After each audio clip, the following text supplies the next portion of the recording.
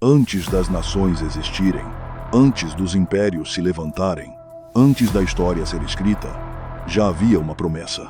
Uma promessa de que o mal não venceria para sempre, de que a injustiça teria fim, de que o rei voltaria.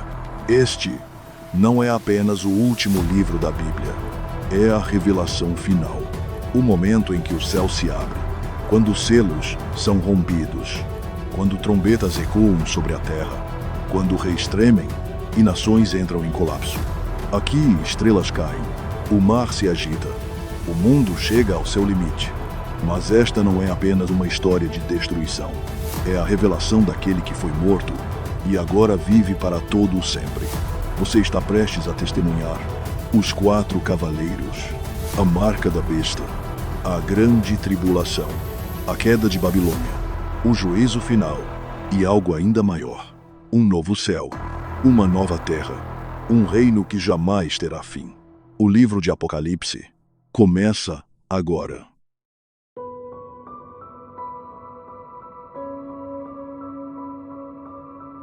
O nome dele era João, o último dos apóstolos, o último que ainda respirava entre os que caminharam com Jesus.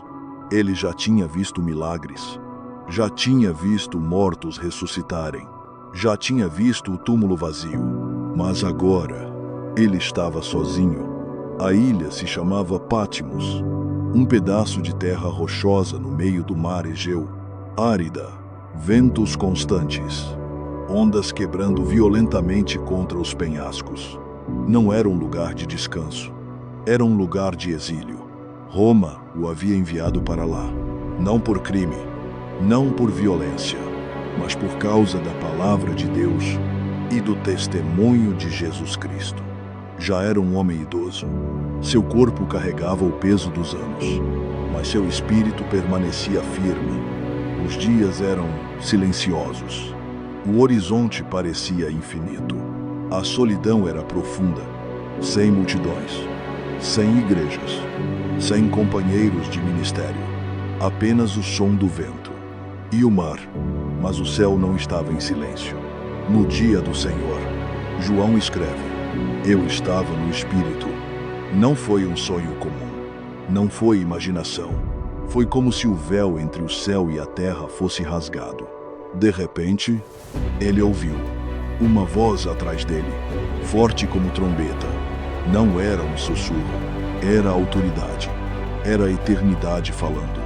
A voz dizia: escreve num livro o que vês.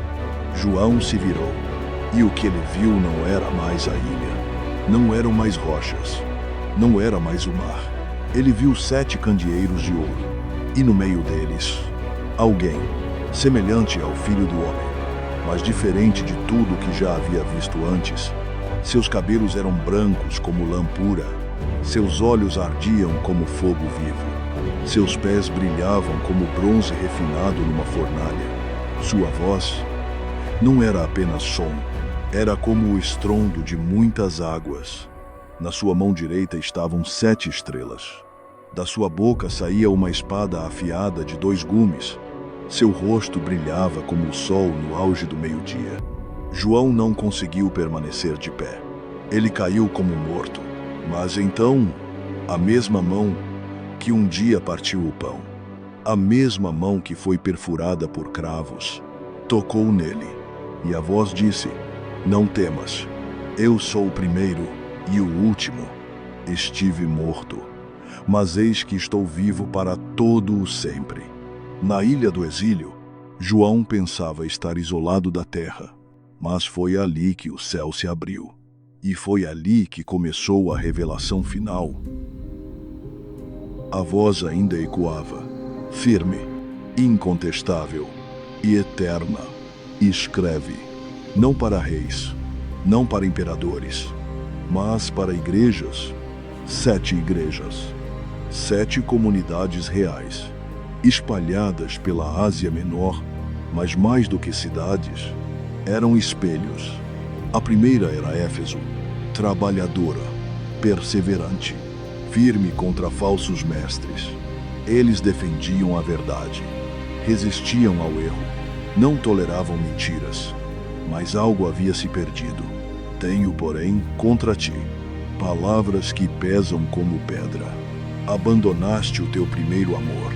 Não era falta de doutrina, era falta de coração. A chama ainda existia, mas já não queimava como antes. A segunda era Esmirna, pobre aos olhos do mundo, rica aos olhos do céu, perseguida, caluniada, pressionada.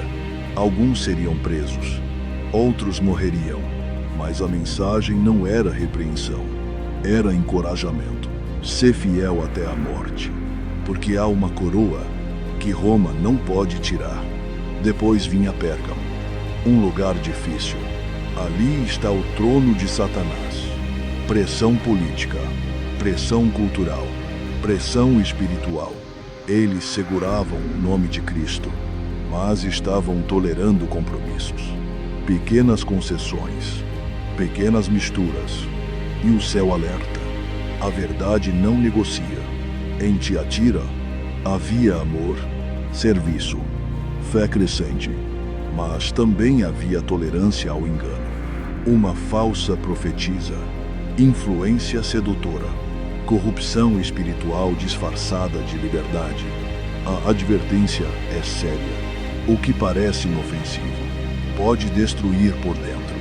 Então Sardes, uma igreja famosa, reputação forte, nome de viva, mas o céu vê diferente.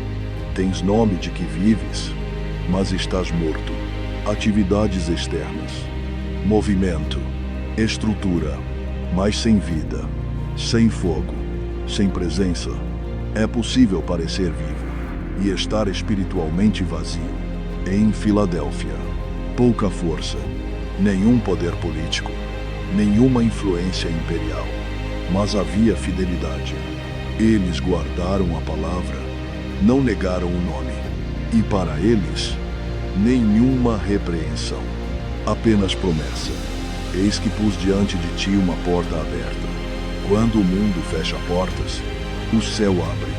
E, por fim, Laodiceia, rica, autossuficiente, confiante, não preciso de nada, mas o diagnóstico do céu é diferente. Morno, nem frio, nem quente, indiferente, confortável demais para buscar, seguro demais para depender. E a advertência é intensa. Estou à porta e bato, não do lado de dentro, do lado de fora. A igreja rica deixou Jesus do lado de fora. 7 igrejas, 7 mensagens, mas uma só voz, a mesma que ecoou em Patmos, a mesma que segura as estrelas, a mesma que anda entre os candeeiros. Cada carta termina igual. Quem tem ouvidos, ouça. Não era apenas para eles, é para todos, porque antes dos selos serem abertos, antes das trombetas soarem, antes do mundo tremer, o julgamento começa na casa de Deus. E o rei não fala primeiro aos impérios, ele fala à sua igreja. E agora, as cartas foram entregues, as advertências foram dadas. O céu está em movimento. Uma porta começa a se abrir. E João é chamado outra vez. Sobe aqui. E, de repente, a ilha desaparece. O vento cessa. O mar some. João não está mais em Patmos. Ele está diante do trono. Não é um salão comum. Não é um templo construído por mãos humanas. É o centro de tudo. O ponto onde o tempo nasce. O lugar de onde a eternidade governa. Ali, há um trono, não vazio, ocupado. Aquele que está assentado nele não é descrito em forma humana. É descrito em brilho, em glória, em luz, como jaspe, como sardônio. Um arco-íris envolve o trono, mas não é suave. É majestoso, é vivo. Relâmpagos rasgam o espaço. Trovões ecoam como decretos. Diante do trono há algo como um mar de vidro, transparente, imóvel, como se toda a turbulência tivesse sido silenciada ali, ao redor do trono. 24 anciãos, vestes brancas, coroas de ouro. Eles não disputam poder, eles lançam suas coroas, porque ali não existe competição, só adoração. Mais perto ainda, 4 seres viventes, cheios de olhos, nada lhes escapa. Um como leão, outro como novilho, outro com rosto de homem, outro como águia em voo, dia e noite, sem pausa, sem cansaço. Eles declaram: Santo, Santo, Santo é o Senhor Deus Todo-Poderoso, aquele que era, que é e que há de vir. Cada vez que proclamam, os anciãos se prostram. Cada vez que se prostram, as coroas tocam o chão. Cada vez que as coroas tocam o chão, o céu inteiro reconhece. Ele é digno, não por conquista, não por votação, mas por natureza. Ele é. Então algo acontece. Na mão direita daquele que está no trono, há um livro, escrito por dentro e por fora, selado com 7 selos. Não é um livro comum. É o decreto final. É a conclusão da história. Um anjo forte proclama com voz poderosa: quem é digno de abrir o livro? Silêncio. No céu, ninguém. Na terra, ninguém. Debaixo da terra, ninguém. João sente o peso disso. Se ninguém pode abrir, a injustiça continua. O mal permanece. A dor nunca termina. E ele chora. Não lágrimas leves, mas choro profundo. Até que um dos anciãos diz: não chores. Há algo diferente na voz dele. Confiança. Certeza. O leão da tribo de Judá venceu. João levanta os olhos. Ele espera força. Ele espera um guerreiro. Mas vê um cordeiro, como tendo sido morto. As marcas ainda estão ali, mas ele está de pé, vivo. O cordeiro se aproxima do trono, e ninguém o impede. Ele toma o livro, e naquele momento, o céu explode. Harpa, vozes, milhares, milhões, anjos incontáveis, dizendo em alta voz: digno é o cordeiro que foi morto, digno de poder, digno de riqueza, digno de sabedoria, digno de honra, digno de glória, digno de louvor. Toda criatura no céu, na terra, debaixo da terra, no mar, tudo declara ao que está sentado no trono e ao Cordeiro, seja o domínio para todo o sempre.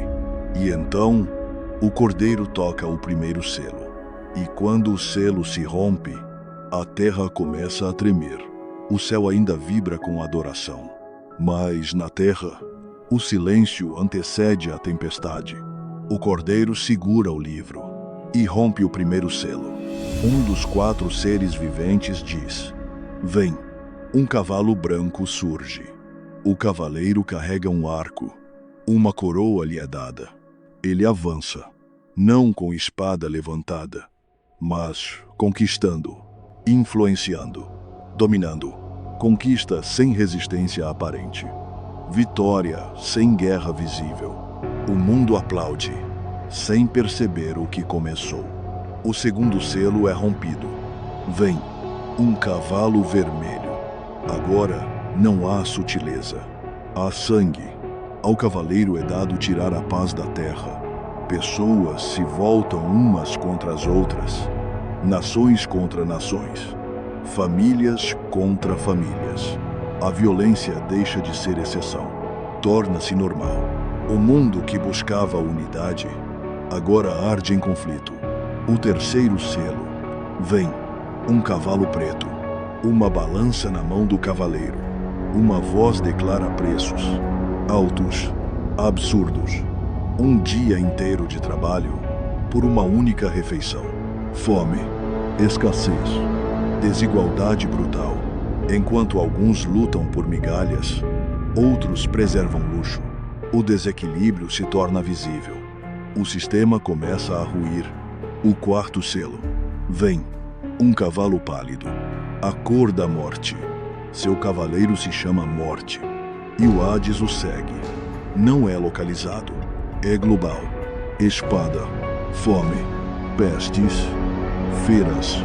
1/4 da Terra é atingido. Não é caos total, mas é suficiente. Suficiente para o mundo perceber. Algo está acontecendo. O 5º selo. Não há cavalo. Não há catástrofe visível. Há um altar. E debaixo dele, vozes, almas. Os que foram mortos por causa da palavra, eles clamam. Até quando? Não pedem vingança pessoal. Pedem justiça. E recebem vestes brancas. E uma resposta difícil. Esperem mais um pouco. Porque a história ainda não terminou. O 6º selo. E então, a criação inteira reage. Um grande terremoto. Não regional, global. O sol se torna negro. A lua como sangue. Estrelas caem como figos sacudidos por vento forte. O céu se recolhe como um pergaminho sendo enrolado. Montanhas se movem. Ilhas desaparecem.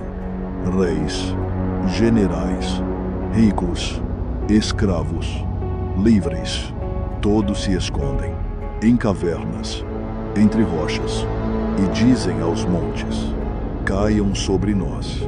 Escondam-nos da face daquele que está no trono. Eles entendem. Não é apenas desastre natural, é resposta divina, porque chegou o grande dia da sua ira. E então, a pergunta ecoa pela humanidade: quem pode subsistir? Mas antes do 7º selo, há uma pausa.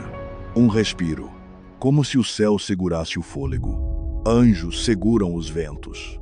Um selo é colocado sobre servos de Deus. Proteção no meio do juízo. E João vê uma multidão, tão grande que não pode ser contada, de todas as nações, tribos, povos, línguas, vestes brancas, ramos nas mãos. Eles não estão fugindo, estão adorando.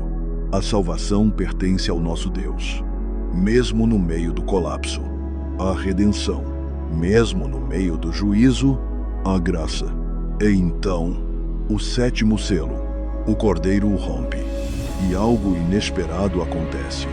Silêncio, no céu, por quase meia hora, sem trovões, sem cânticos, sem movimento, um silêncio pesado, como se toda a criação soubesse: o que vem a seguir será ainda maior, porque os selos foram apenas o começo.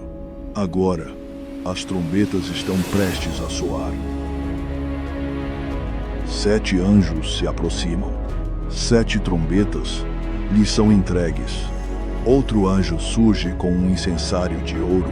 Ele oferece incenso com as orações dos santos, as mesmas orações que diziam: até quando?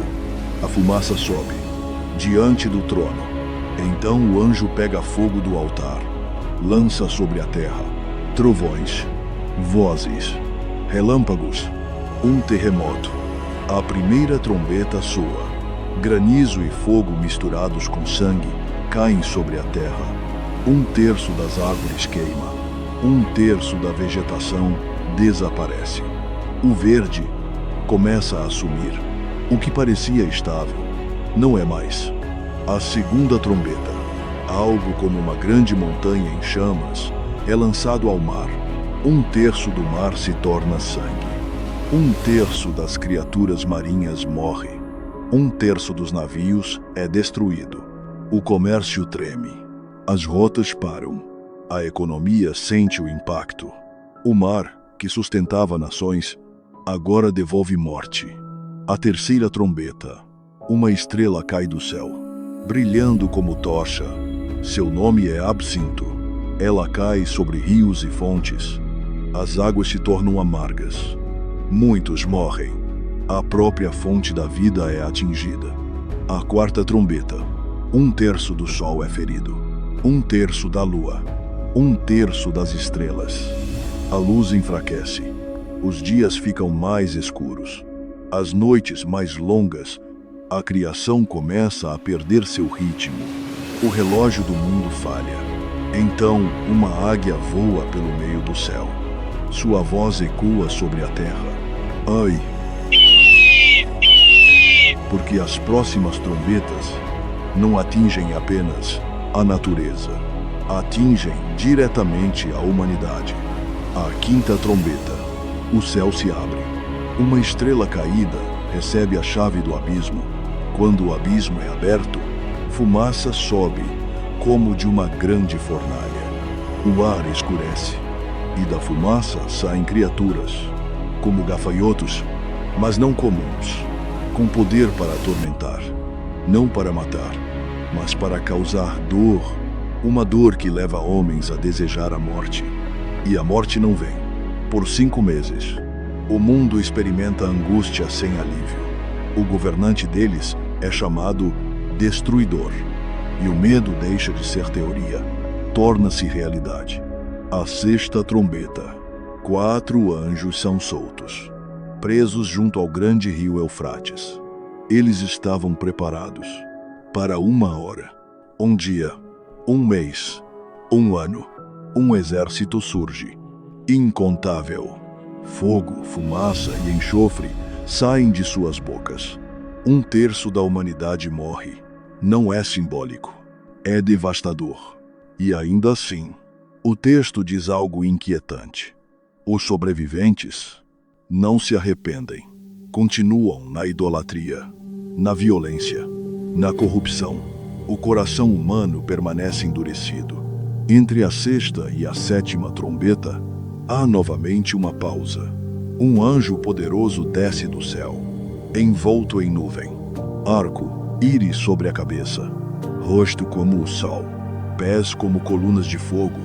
Ele coloca um pé sobre o mar, outro sobre a terra, e declara: não haverá mais demora. João recebe um pequeno livro. Ele come. Na boca é doce como mel, no estômago, amargo, porque a verdade de Deus consola, mas também pesa. 2 testemunhas se levantam, profetizam, são mortas. O mundo celebra, mas 3 dias depois, elas se levantam e sobem ao céu, e o mundo treme outra vez. Então, a sétima trombeta, ela soa, e ao contrário do que se espera, não há caos imediato. Há vozes no céu dizendo: o reino do mundo se tornou do nosso Senhor e do seu Cristo. O fim ainda não é visível na terra, mas no céu já foi declarado. A vitória está decidida. Agora não é mais apenas juízo, é confronto final, porque o dragão ainda se move, e a próxima visão revelará algo maior. A guerra por trás da guerra. A sétima trombeta ainda ecoa, mas agora o véu é puxado mais uma vez, não para mostrar o que acontece na terra, mas para revelar o que sempre esteve acontecendo por trás dela. Um grande sinal aparece no céu. Uma mulher, vestida do sol, a lua debaixo dos pés, uma coroa de 12 estrelas sobre a cabeça. Ela está grávida e grita em dores de parto. Não é apenas uma cena, é um anúncio. Algo está para nascer. Então surge outro sinal. Um grande dragão vermelho, 7 cabeças, 10 chifres, 7 coroas. Sua cauda arrasta 1/3 das estrelas do céu. Ele não é simbólico demais para ser ignorado. Ele é identificado. A antiga serpente, o diabo, Satanás, o acusador, o enganador das nações. Ele se coloca diante da mulher, esperando, pronto para devorar a criança assim que nasça. Mas a criança nasce, um filho, destinado a governar todas as nações com cetro de ferro. E antes que o dragão toque nele, ele é arrebatado para junto de Deus. O plano falha, outra vez. Então a guerra explode, não na terra, no céu. Miguel e seus anjos lutam contra o dragão. Luz contra trevas, autoridade contra rebelião. O dragão perde. Ele não prevalece. Não há mais lugar para ele no céu. Ele é lançado à terra. E uma voz declara: agora veio a salvação, o poder e o reino do nosso Deus. Mas há um aviso: ai da terra, porque o dragão desceu com grande ira. Ele sabe, seu tempo é curto, furioso, ele persegue a mulher. Mas ela é protegida, sustentada, guardada. Então o dragão volta a sua fúria contra os descendentes dela, aqueles que guardam os mandamentos de Deus e mantêm o testemunho de Jesus.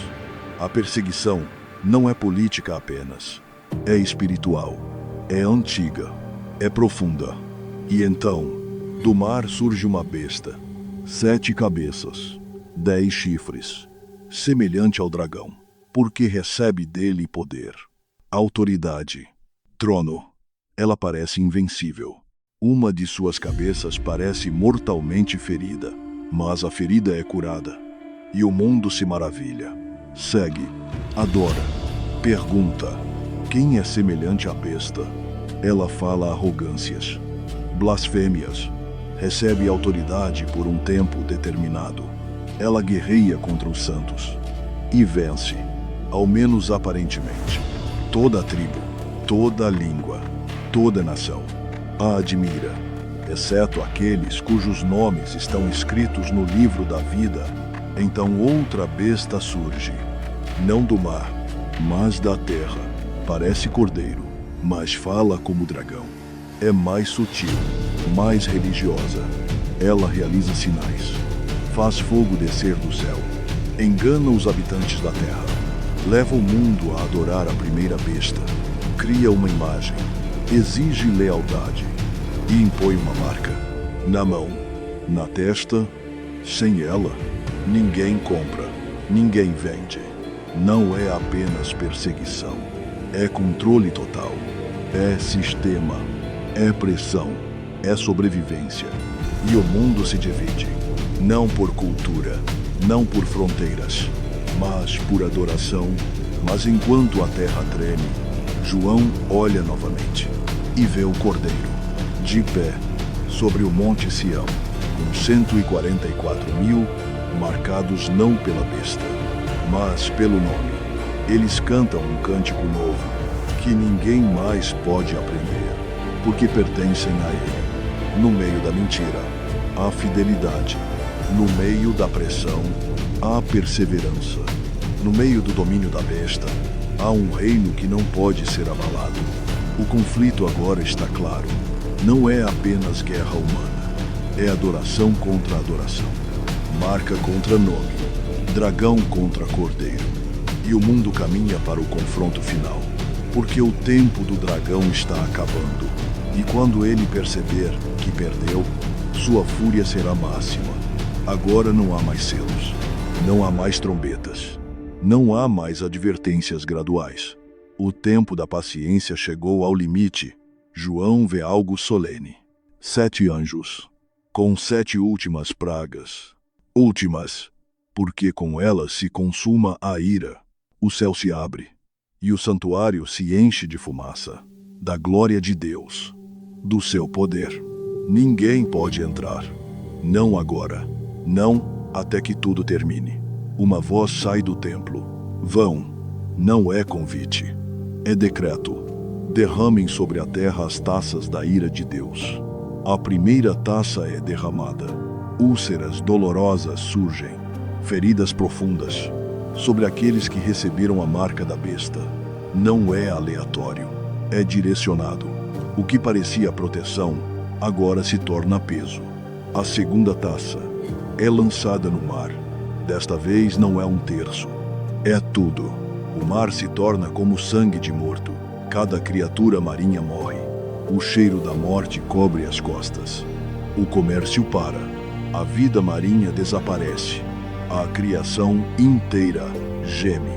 A terceira taça. Rios e fontes transformados em sangue. Não apenas contaminação. Substituição. Onde havia água, agora há juízo. Uma voz declara: justo és tu, porque eles derramaram sangue. e agora bebem sangue. Não é descontrole, é justiça. A quarta taça é derramada sobre o sol, e ele queima, não com luz suave, mas com calor que consome. Homens são abrasados, mas não se arrependem. Blasfemam, sabem de onde vêm, mas não se curvam. O coração humano revela sua dureza final. A quinta taça é lançada sobre o trono da besta. Seu reino mergulha em trevas. Não apenas ausência de luz, mas opressão, confusão, angústia. As pessoas mordem a própria língua de dor. E ainda assim, não se arrependem. A escuridão externa reflete a interna. A sexta taça é derramada sobre o grande rio Eufrates. Suas águas secam, o caminho é preparado. Reis do Oriente avançam. Espíritos imundos saem como rãs. Sinais, enganos, convocando os reis da terra, reunindo exércitos para o grande dia, o dia do Deus Todo-Poderoso. O lugar recebe um nome, Armagedon. Não é apenas geografia, é convergência. Toda rebelião acumulada, toda arrogância humana, toda resistência contra Deus, reunida em um ponto. Então, a sétima taça é derramada no ar, e uma voz sai do trono. Está feito. Relâmpagos, trovões, o maior terremoto da história. Nunca houve igual. Cidades desmoronam, ilhas fogem, montanhas desaparecem. A grande cidade se divide. Sistemas entram em colapso, e enormes pedras de granizo caem do céu. Pesadas, implacáveis, e mesmo assim, há quem ainda blasfeme, até o último momento. Agora, não há mais ciclos, não há mais pausas. O juízo foi derramado por completo. O sistema que seduziu o mundo começa a ruir. A falsa segurança desmorona. A grande Babilônia está prestes a cair, e o céu já se prepara, porque o rei não virá apenas como cordeiro, ele virá como juiz. O mundo ainda está de pé, mas, por dentro, já está condenado. João vê outra visão. Uma mulher, vestida de púrpura e escarlate, coberta de ouro, pedras preciosas, pérolas. Na mão, um cálice de ouro, cheio de impurezas. Seu nome está escrito: Babilônia, a Grande. Não é apenas uma cidade, é um sistema. É sedução, é poder econômico, é luxo sem Deus, é prosperidade construída sobre sangue. Ela está embriagada, mas não de vinho, do sangue dos santos, do sangue das testemunhas de Jesus. O mundo a admira. Reis se unem a ela. Mercadores enriquecem por meio dela. Nações se curvam diante dela. Mas o céu vê diferente. Um anjo poderoso desce e proclama: caiu. Não está em processo. Não é ameaça futura. É decreto. Caiu a grande Babilônia. O que parecia indestrutível desmorona em uma hora. Reis choram, mercadores lamentam, navios ficam à distância, porque sua fonte de riqueza desapareceu. O sistema que prometia segurança não pode salvar a si mesmo. O céu, porém, reage diferente. Há celebração. Regozijai-vos, porque a justiça finalmente alcançou aquilo que parecia intocável. A sedução termina, a ilusão acaba, a fumaça sobe e não se levanta novamente. Então o cenário muda.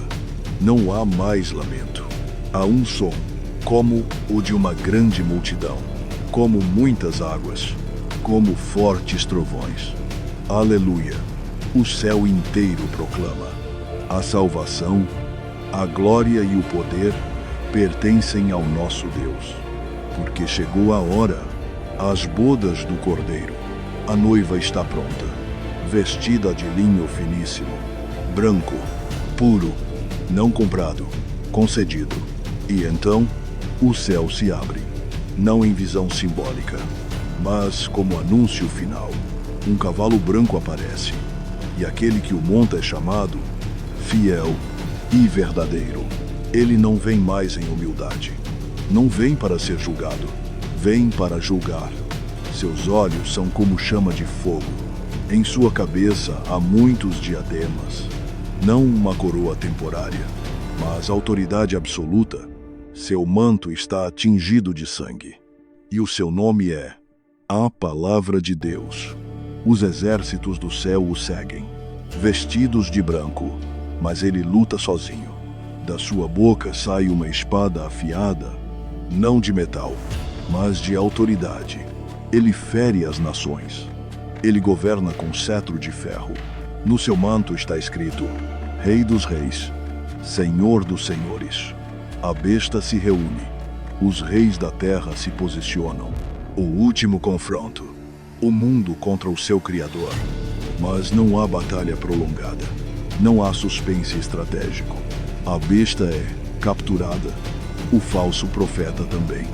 Lançados vivos no lago de fogo, o dragão observa. Sabendo que seu fim se aproxima, o silêncio retorna. Mas não é o silêncio da espera. É o silêncio depois da vitória. O rei está de pé. E agora, o reinado começa. A batalha terminou. A besta caiu. O falso profeta foi lançado no lago de fogo. Mas o dragão ainda respira. Então João vê um anjo descer do céu. Ele carrega uma chave, a chave do abismo, e uma grande corrente em suas mãos. Não há disputa, não há resistência prolongada. O dragão, a antiga serpente, chamada Diabo, chamada Satanás, é preso, amarrado, lançado no abismo, selado por 1000 anos. O acusador é silenciado. O enganador das nações não pode mais enganar. E pela primeira vez, desde o Éden, a terra experimenta um reinado sem sua influência. João vê tronos e aqueles que permaneceram fiéis, os que não adoraram a besta, os que não receberam sua marca. Eles vivem, eles reinam com Cristo. Não é caos, não é medo, é governo justo, é autoridade restaurada. O rei governa, o mundo respira. 1000 anos, um período completo, um tempo determinado. Mas ao final, algo surpreendente acontece. O dragão é solto, por pouco tempo, e imediatamente ele faz o que sempre fez. Engana, reúne nações, incita a rebelião. Mesmo depois de 1000 anos de justiça, ainda há corações que escolhem resistência. Eles cercam o acampamento dos santos, mas não há batalha épica. Não há disputa equilibrada. Fogo desce do céu e consome. O dragão é lançado no lago de fogo, onde já estão a besta e o falso profeta. E ali permanece, para sempre. O mal não será libertado outra vez. Nunca mais. Então João vê algo diferente. Um grande trono branco. Não há relâmpagos agora. Não há guerra. Há solenidade. A terra e o céu fogem da presença daquele que está sentado. Não há onde se esconder. Os mortos aparecem, grandes e pequenos, ricos e pobres, poderosos e esquecidos, todos diante do trono. Livros são abertos, registros, histórias, obras, cada vida revelada, nada oculto, nada esquecido, e outro livro é aberto, o livro da vida. O julgamento não é impulsivo, é justo, é preciso, é absoluto. A morte e o Hades entregam seus mortos, e depois são lançados no lago de fogo. A própria morte é derrotada. O último inimigo cai.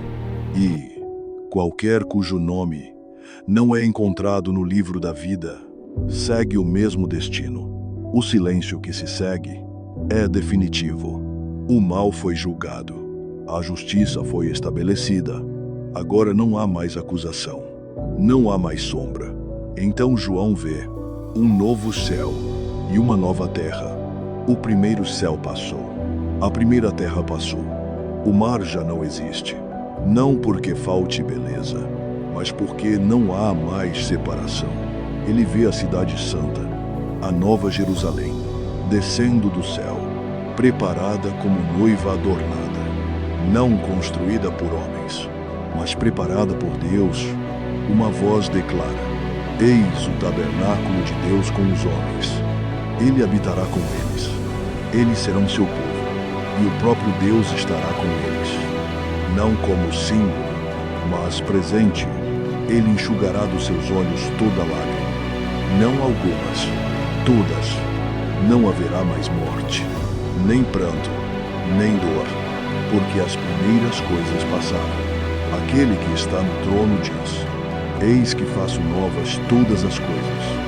A cidade brilha, muros de jaspe, ruas como ouro transparente, portas de pérola. Mas não há templo, porque o Senhor Deus Todo-Poderoso e o Cordeiro são o seu templo. Não há sol, não há lua, porque a glória de Deus a ilumina, e o Cordeiro é a sua lâmpada. Não há noite, não há maldição. O trono de Deus e do Cordeiro está ali. Seus servos o servem e o veem face a face. O nome dele está em suas testas. Não a marca da besta, mas o nome eterno. E eles reinarão para todo o sempre. A história que começou em um jardim termina em uma cidade. Mas não é fim. É restauração. É cumprimento. É vitória definitiva. E a última promessa ecoa pela eternidade. Certamente venho sem demora. A resposta final não é medo, é expectativa. Amém. Vem, Senhor Jesus. Se essa mensagem encontrou você, não foi por acaso. Essa não é apenas uma história, é uma revelação. E ainda estamos só no começo. Existem mistérios que ainda não foram abertos, profecias que ainda vão ecoar, verdades que podem transformar a forma como você vê tudo. Se você quer continuar essa jornada, inscreva-se no canal e prepare-se, porque os próximos livros não serão apenas narrados, serão revelados. A história continua e você faz parte dela.